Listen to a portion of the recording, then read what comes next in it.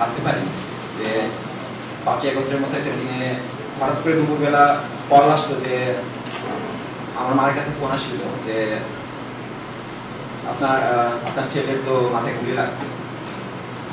তখন একটা মা যখন শুনে যে তার ছেলের মাথায় গুলি লাগছে, তখন তার অবস্থাটা কি হবে আপনারা চিন্তা করতে পারেন যে আপনার সন্তান মাথায় গুলি খেয়েছে। আপনি ভাই ভিতরে চলে আমি বলতে তো হবে অপরাধ। একটা পর্যায়ে দেখলাম যে আমাকেই মোটামুটি পিছন থেকে আটকাই দিল আর কি। আমি যখন বলতেছিলাম এই বর্বরতা তো এখানেই শেষ না। আপনারা অনেকেই জানেন, অনেকে মিডিয়াতে দেখেছেন, বিশেষ করে 5 তারিখে আপনার আগস্টে বেশ কিছু মানুষকে গুলি করা হয়েছে। অনেকে মারা গেছে, অনেকে যন্ত্রণায় কাতরাচ্ছে। আন্দোলন করে শহীদ হয়েছে, তার সেই উদ্দেশ্য, তার সেই প্রত্যয় আমরা সারা জীবন ধরে রাখবো। আমাদের আন্দোলনরত ভাইরা যারা ছিল তাদের উনি যেভাবে দিক নির্দেশনা দিয়েছেন এবং তার ফলেই কিন্তু আমরা, আপনারা জানেন যে দীর্ঘ সময় যাবত আমরা একটা নির্দিষ্ট একটা রাজনৈতিক দলের অধীনে থেকে যে এখানে একটা সামাজিক এবং রাজনৈতিক অধিকার যেগুলো ছিল সেটি বঞ্চিত ছিল। ফ্যাসিবাদ সরকারের বিরুদ্ধে আমরা দীর্ঘ 17 বছর সংগ্রাম আন্দোলন করেছি। 5ই আগস্ট ছাত্র জনতার মাধ্যমে আমরা সফলতা অর্জন করেছি। আমি কোনোদিনও ভাবতে পারি যে 5ই আগস্টের মতো একটা দিনে হঠাৎ করে দুপুরবেলা কল আসলো যে আমার মার কাছে ফোন আসছিল যে আপনার ছেলের তো মাথায় গুলি লাগছে। তখন একটা মা যখন শুনে যে তার ছেলের মাথায় গুলি লাগছে, তখন তার অবস্থাটা কি হবে আপনারা চিন্তা করতে পারেন যে আপনার সন্তান মাথায় গুলি খেয়েছে। যে সন্তানকে সে 20 বছর বড় করল, তখন সে খুব কষ্ট করে প্রায় পাগল হয়ে যাচ্ছিল আর কি, পাগল হয়ে আর কি বাসা থেকে বের হয়ে গেল আমাকে নিয়ে। আমার মামা ছিল, অনেকক্ষণ পর অনেক খোঁজাখুঁজি করে মানে অনেক হসপিটালে নিয়ে যাওয়ার চেষ্টা হচ্ছিল যে কিভাবে হসপিটালে নিয়ে যাবে, কিন্তু কোনোভাবে নিতে পারতেছিল না। তখন রাস্তা দিয়ে নেওয়ার সময় পুলিশ বাহিনী করলো কি, তার অ্যাম্বুলেন্সটা গুলি করলো।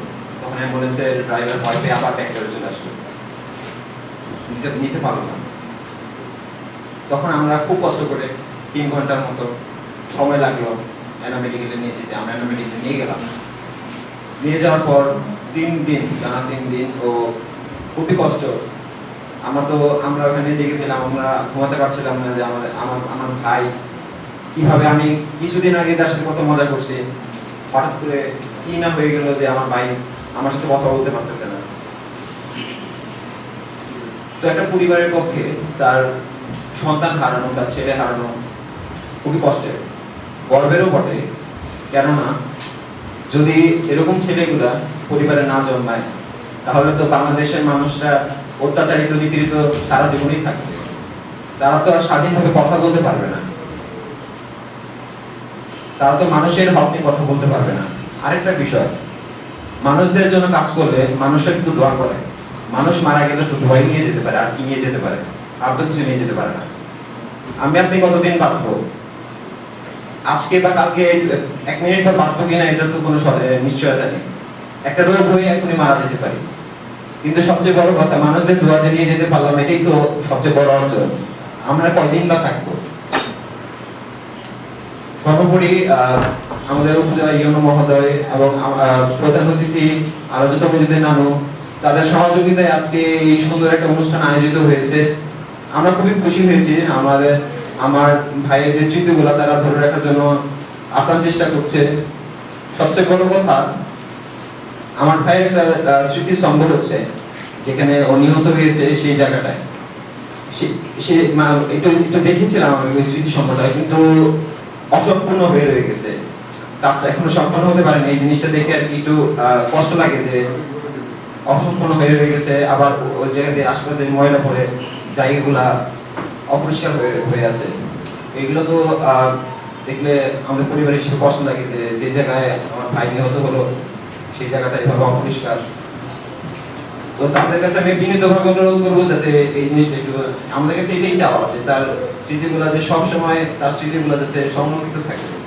সে সবার জন্য কাজ করেছে, সবাই আমরা দোয়া করবো তার জন্য, এটাই যাতে সবাই করে, আর কিছু আমাদের দরকার নেই। এবং এবং সর্বোপরি জাতীয়তাবাদী দল বিএনপি কে ধন্যবাদ জানাতে, তারা সরকার গঠন করার পর যেভাবে শহীদদের স্মৃতিগুলো সংরক্ষণ করার জন্য কাজ করে যাচ্ছে, ধন্যবাদ জানাতে চাই তাদেরকেও। এবং আমি আমার বক্তব্য দীর্ঘায়িত করবো না, আমি সর্বশেষ আমি আপনাদের কাছে একটা জিনিস চাওয়া রেখে যাচ্ছি, দয়া করে তাদের জন্য মন ভরে বুক ভরে দোয়া করবেন, আর কিছু চাই না।